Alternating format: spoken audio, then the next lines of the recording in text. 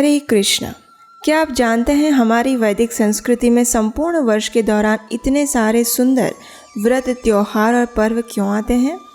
वास्तव में ये सभी मांगलिक पर्व मनुष्य के जीवन में नवीन ऊर्जा और आध्यात्मिक चेतना का संचार करते हैं, जिसके माध्यम से मनुष्य अपने धर्म, अर्थ, काम और मोक्ष की ओर सुचारू रूप से गति कर सके। ऐसा ही एक मंगलमय दिन है अक्षय तृतीया। वैशाख मास के शुक्ल पक्ष की तृतीया तिथि यानी अक्षय तृतीया। ये इतना विशेष दिन है कि इस दिन मनुष्य द्वारा किया गया कोई भी शुभ कार्य उसे अक्षय पुण्यफल प्रदान करता है और इसलिए इस दिन को अक्षय तृतीया के नाम से भी जाना जाता है। आज हम इसी अक्षय तृतीया से जुड़ी एक पौराणिक कथा का श्रवण करेंगे, लेकिन उससे पहले अगर आप हमारे चैनल पर पहली बार आए हैं और आपने अभी तक इस चैनल को सब्सक्राइब नहीं किया तो अभी कीजिए। यहाँ आपको वैदिक संस्कृति से जुड़ी महत्वपूर्ण जानकारी प्रमाणभूत रूप से प्राप्त होगी। तो चलिए कथा का प्रारंभ करते हैं। ये प्राचीन समय की बात है जब ये पृथ्वी अनेक महान राजाओं और तेजस्वी ऋषि मुनियों से सुसज्जित थी। चारों ओर धर्म और सुख का वास था, लेकिन फिर भी कर्म का चक्र सबके लिए एक समान कहाँ होता है ना? तो बस ऐसे समय में भी एक ब्राह्मण परिवार रहता था जो कि अत्यंत निर्धन था। इस परिवार में मात्र ब्राह्मण और उसकी पत्नी थे। ना तो उनके पास कोई धन संपत्ति थी और ना ही पुत्र धन था। जी हाँ, ये दंपति संतान विहीन थे। लेकिन इस ब्राह्मण के जीवन में जो एक सुख था वो था उसकी पत्नी। उस ब्राह्मण की पत्नी अत्यंत विनम्र, सुंदर और पतिव्रता थी। ब्राह्मण भिक्षा मांगकर जो भी लाते उसी में वह संतुष्ट रहती थी और अपने पति की सेवा करती थी। अनेक प्रयासों के बाद भी ब्राह्मण अपने जीवन निर्वाह हेतु पर्याप्त धन एकत्रित नहीं कर पाते थे। इस अवस्था में भी वे दोनों पति पत्नी परम भगवान के प्रति समर्पित थे।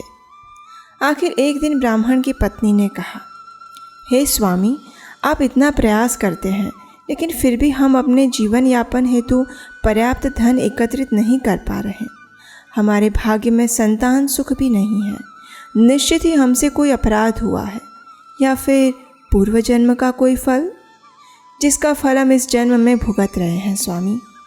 हे स्वामी, मैंने सुना है कि इस समय महान ऋषि वशिष्ठ हमारे नगर में पधारे हैं। कृपया आप उनके पास जाइए और हमारी इस अवस्था का कारण और समाधान पूछिए। वे अवश्य ही हमारी सहायता करेंगे। अपनी पत्नी की बात सुनकर ब्राह्मण को भी ये सुझाव अच्छा लगा। वे उसी समय महान ऋषि वशिष्ठ के पास गए। वहाँ जाकर उन्होंने प्रणाम किया और हाथ जोड़कर ऋषि से प्रार्थना करते हुए कहने लगे, हे ऋषिवर, आप तो त्रिकालज्ञ हैं। आप प्रत्येक जीव के भूत, भविष्य और वर्तमान से परिचित हैं। हे प्रभु, कृपया आप मेरी इस अवस्था का कारण बताएं। किस वजह से मैंने इस निर्धन और संतानहीन अवस्था को प्राप्त किया है और किस उपाय से हम इससे मुक्त हो सकते हैं। कृपया हमारा मार्गदर्शन करें ऋषिवर। ब्राह्मण की बात सुनकर ऋषि वशिष्ठ ने कहा, हे पुत्र, पिछले जन्म में तुम अत्यंत धनी थे और तुम्हारे अनेक पुत्र भी थे, लेकिन उस समय तुम अत्यंत कृपण थे। यहाँ तक कि तुमने अपने संतानों के लिए भी धन खर्च नहीं किया था। अपने धन और संपत्ति के प्रति तुम्हारी आसक्ति और अपनी संतान के प्रति लापरवाही के परिणाम स्वरूप ही तुम्हें इस जन्म में निर्धनता और संतानहीन होने का अभिशाप मिला है। उस समय किसी कारणवश तुमने वैशाख मास के अंतिम 5 दिन में व्रत का पालन किया था, इसलिए इस जन्म में तुम्हें ब्राह्मण का शरीर और अच्छी पत्नी प्राप्त हुए हैं। अगर तुम इस जन्म में भी वैशाख मास के कम से कम 7 और दिनों का भगवान श्री कृष्ण की भक्ति द्वारा पालन करोगे तो इस अभिशाप से अवश्य ही मुक्त हो जाओगे। और वैशाख मास के शुक्ल पक्ष में आने वाले अक्षय तृतीया के दिन परम भगवान श्री कृष्ण की पूजा अर्चना करो। ब्राह्मण ने वशिष्ठ मुनि की बात का अक्षरशः पालन किया और उसके फलस्वरूप वह ब्राह्मण अपनी निर्धन और संतानहीन अवस्था से मुक्त हुआ। इस कथा का महात्म्य सुनाते हुए कहा गया है कि जब हम इस प्रकार की पौराणिक कथाओं का श्रवण और पठन करते हैं तो हम अपने आप ही परम भगवान, गुरु और वैष्णवों की सेवा में संलग्न होते हैं। इसलिए अक्षय तृतीया के दिन इस कथा का श्रवण अवश्य करना चाहिए। तो अक्षय तृतीया के इस शुभ अवसर पर अक्षय आध्यात्मिक फल प्राप्त करने हेतु हरे कृष्ण महामंत्र का अधिक से अधिक संख्या में जाप करें और अपनी क्षमता अनुसार कुछ न कुछ दान दें। सबसे बड़ा दान होता है ज्ञान का दान। इसलिए अगर आप भगवत गीता और श्रीमद् भागवतम के प्रचार हेतु दान देना चाहते हैं तो आप हमारी वेबसाइट गीतादान.in पर जाकर भगवत गीता के लिए दान दे सकते हैं।